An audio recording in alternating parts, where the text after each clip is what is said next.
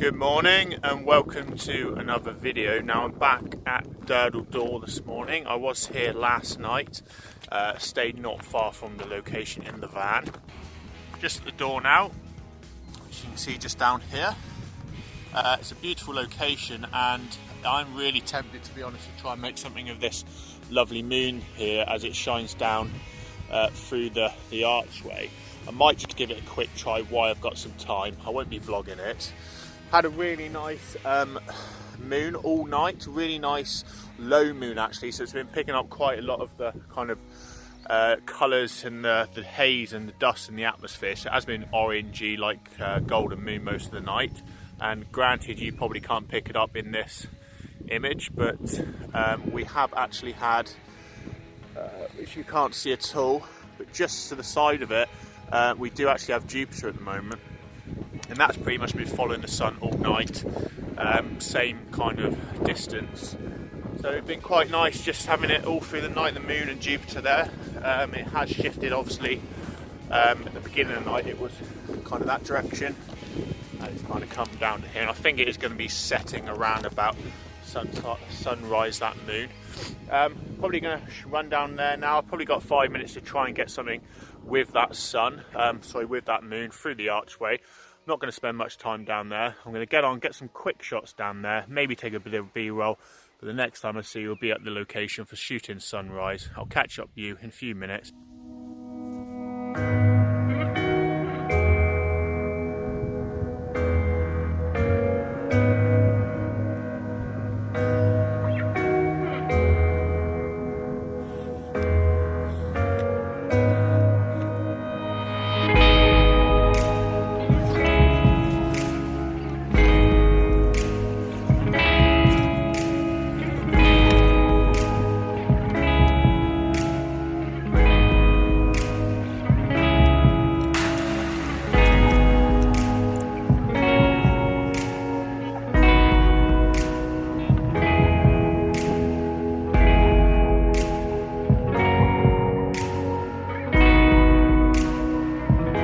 Right, good morning. I'm up at the location now. Now I did go down to Durdle to try and get a picture of that moon. Unfortunately, it wasn't quite low enough to go for the arch. Probably could have made use of the sunbeams or the glare, from the moon going through the archway. But the composition was all wrong and it was a bit of a waste of my time going down there and back. I'm still glad I gave it a try because it's not really impacted my shots, so I'm up here. The shots I've done already were panoramic style shots, not going too extreme. A few portrait and a few landscape shots, just basically going from left to right across the sea, trying to get a bit of interest going out to sea of these clouds, and also shooting a bit of this headland here because there's some nice flowers dotted along the cliff here, and there's some really nice colours coming across it this morning, really nice soft light. And the exposure was quite balanced this morning, obviously because we didn't have too many bright lights in the background. Really happy with those images. I think they'll come out nicely. The only problem I've got with them is I'm shooting with a polarizer to cut some of the glare off this water and the sea down here. Unfortunately, it is putting a few gradients across the sky there, so I think when I do those panoramic stitches it might throw a few gradients in the somewhat boring sky here above the clouds. Now, I hate gradients in images. I really don't like them. If it does do that, I'm going to have to do a lot of post work, and I might even have to overexpose that sky quite a lot to try and get rid of the gradients, but we'll see how it goes. Those are those shots in the bag. Now, the shot I'm doing now is kind of the main one. It's the reason I wanted to come to this bit of the cliff.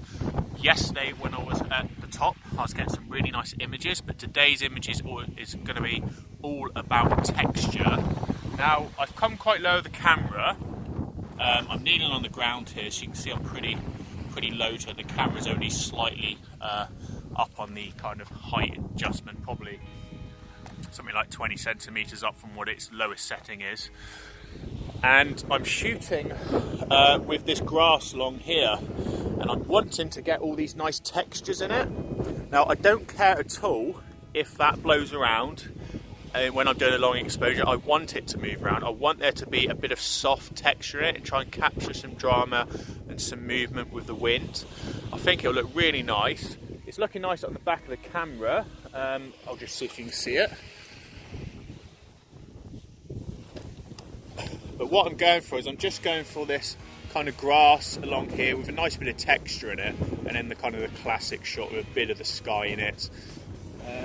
Bit of the cloud here on the edge, which you just about see. Unfortunately, there's not much else in the sky interest-wise, but we do have a few nice colours still looking out to sea, and I'm using a few filters on here. Now I've got the polarizer on, like I said before. Hopefully I'm going to get away with it with this shot, simply because it's not going to be a panoramic stitch. There's not going to be much movement in it. Hopefully it'll come out okay. I do have a hard grad on there. Now I did have a soft grad before, but what I found is I really want some definition in this sky, and Durdle door is only just above the horizon line, so the hard grad is going to make that top slightly dark. I don't think it'll matter too much, but it's making the sky come out a lot nicer using that hard grad than a soft grad. Now, my filter holder only allows me to either have 3 filters or a hard grad and a soft grad, so 3 kind of grads or ND filters of varying differences. But if I have a polarizer on there, it only allows me to have 1 filter on top of it. So I've got the polarizer on, which means I can only put 1 other filter, and I've got the 0.9, the hard grad on there. But what I'm going to do is I'm just going to take an image, and I'm going to use my soft grad pulled all the way down just to add a weak ND filter, because I want to get a 30-second exposure on this grass here, because I want to capture all the movement in it. I want to make it soft and kind of that soft sharp look with it blurring around in different patterns, and I need a really long exposure for that to happen. I can get away with holding it in front of it. It's not too critical, as long as I know that, make sure that I'm holding it right in front of the other filter there by hand. It shouldn't have any ill effects. Might creep in a few extra gradients, but I'm going to be doing that any minute.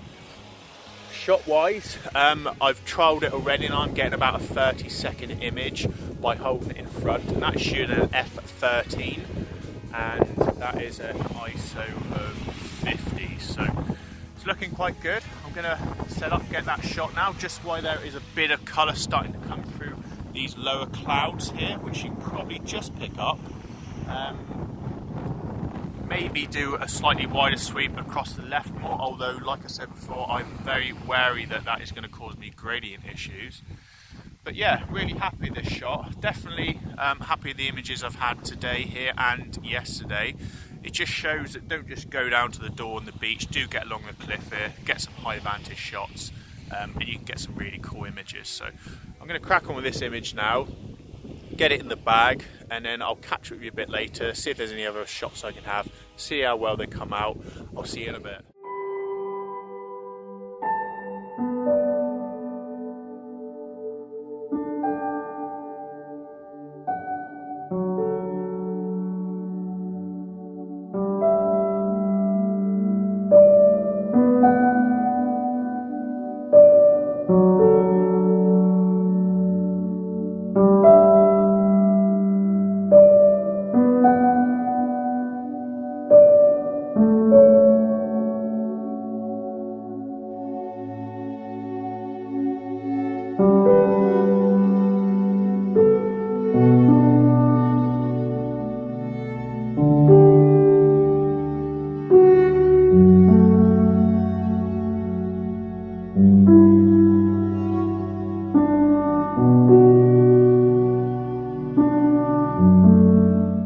I've knocked that polarizer off now because I was picking up some gradients in the sky, and it was actually starting to annoy me quite a lot.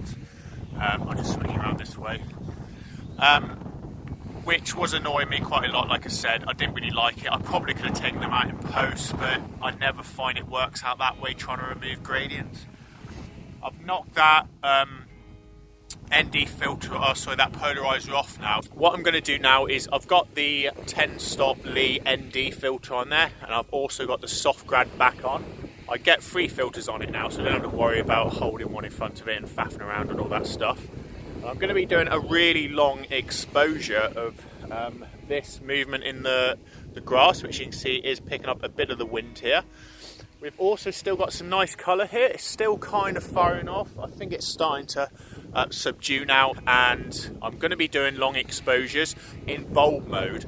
And I'm just going to show you quickly, and apologies again if you've already seen this in the last vlog, but I'm going to go quickly through how I will do a long exposure, or calculate the long exposure, without using a cheat sheet or without using an app on the phone. Now, I've never really used the app on the phone. I did give it a try once, and I found out that you've got to put in base settings before you put the filters on, and I'm just the kind of person that gets stuff out the bag, fires stuff on, always thinks about working out stuff at the last minute, and it was quite frustrating trying to use those apps. So I used the camera to work out all my settings for long exposures. Now, for people that are going to say, oh, the camera's not be 100% accurate, you're relying on the cameras to be accurate for metering when you take the base shot anyway.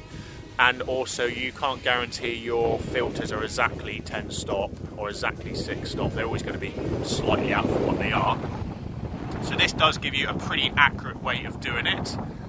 It's quite simple. Basically, all you're going to use is you're going to use the ISO a bit like a calculator to work out your shutter speed. Now, apologies if the wind is quite bad in this segment. It is picking up here on the cliff. Hopefully you can understand as I talk you through it. Basically, ISO in most words or terms stands for International Standards Office, and although there is no proper acronym on the camera, what it states is that there is a standardized value across most cameras to do with increasing exposure time or decreasing exposure time. So it is an exact amount, and we can use that to work it out. So all I'm going to do, without wafting on too much anymore, I'm going to simply put my camera into aperture priority, and I'm going to adjust my settings until I get to a 30-second exposure. So at the moment, I'm shooting at an ISO of 800, and it's telling me that my exposure time, which you probably can't see on the back very well, is 25 seconds. Now, all I'm going to do is I'm going to adjust that to get up to 30 seconds. So I could change the ISO, but you want to try and keep it in increments where you're either halving or doubling the ISO. So I don't want to go off 800.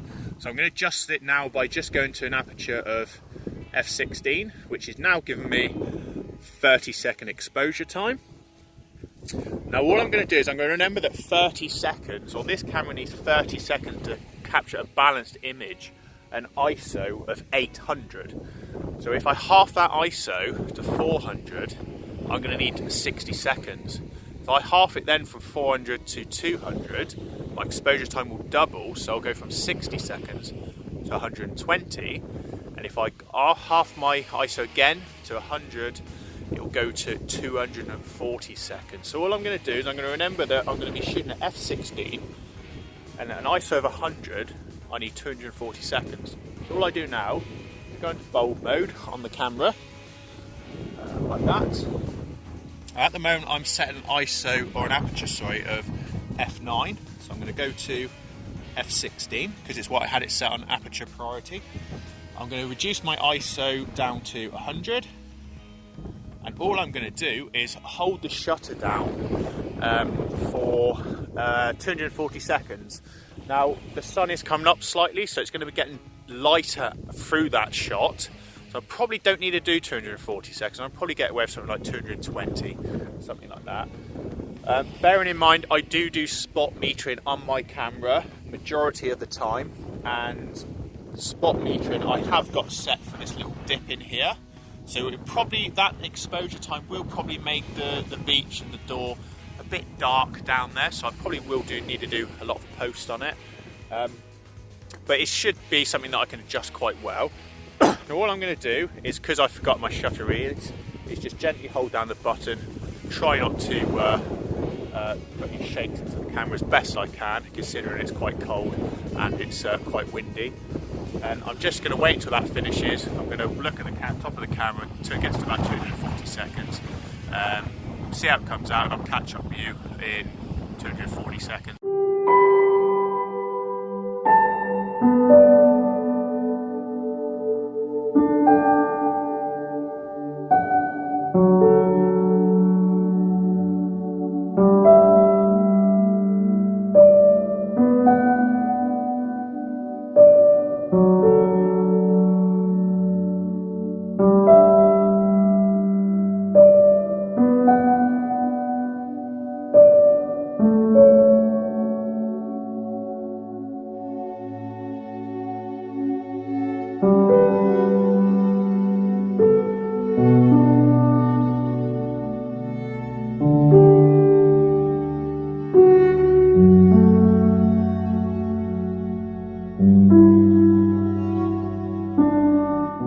this is going to be the last location now. You can probably actually hear me now because I'm sheltered slightly from the wind. I'm down from the cliff. I was kind of just around there, kind of just this part. And yesterday, the sunset vlog, I was actually on top of this big cliff here. I believe this one here might be Bat's Head. Just looking at it, it does look slightly like a bat. It's hard to probably tell from this, but there is a little kind of tiny arch here, which I suppose could be like a wing or its eyes or nose or something random like that. I'm just waiting for the light to come down and try and cover the rest of these cliffs here, or the grass section at least, so it doesn't look so strange with the different lights. Although it does look quite cool, I suppose. It does kind of step down slightly each level to the sea, so I might give it a try like it. But the main reason I'm also waiting, I just want it to get a bit lighter because I'm still doing long exposures, and to get a 30-second image from here I'm having to shoot at an ISO 400. I'm trying to get that down to an ISO 200 whilst maintaining an f14 aperture. I've got a lot of foreground here and a lot of obviously background and mid-ground and stuff like that, so I want to try and keep a sharp image. I don't want to be going down a lower than f14 if I can. Now I'm shooting at this location here, which involves these steps, which are the steps that take you down to the door. It's really hard to show off the location because I am stood very precariously on this very steep, it's hard to show how steep it is, but it's quite a steep gradient cliff here, and it is chalk, so it's not too bad grip wise, but chalk is a bit brittle. You're never sure when a bit of it's going to break off and you're going to go with it. So I'm not going to be vlogging here anymore. I'm just going to say I'm going to be whacking these images on now from here. Please let me know which ones you preferred from today. Thanks for watching this vlog. Sorry about the wind in it again. It has been quite bad, I think, up at the cliff earlier. Please give the video a thumbs up if you've enjoyed it, and leave any comments in the comment box. And if you've enjoyed the video, please subscribe. There'll be plenty more like this coming up in the future. And I'll catch up with you on one of those shortly.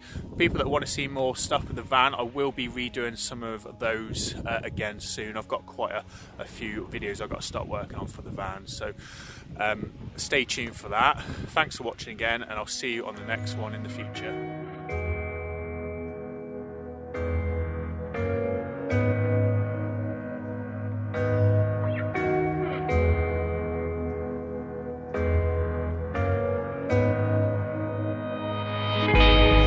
This is how we end up, shades of blue and gray. I feel just like an empty bottle. My dreams are on delay. I just wanna climb on top of a hill and throw it all away, away. Take me far away before my mind spins off and I get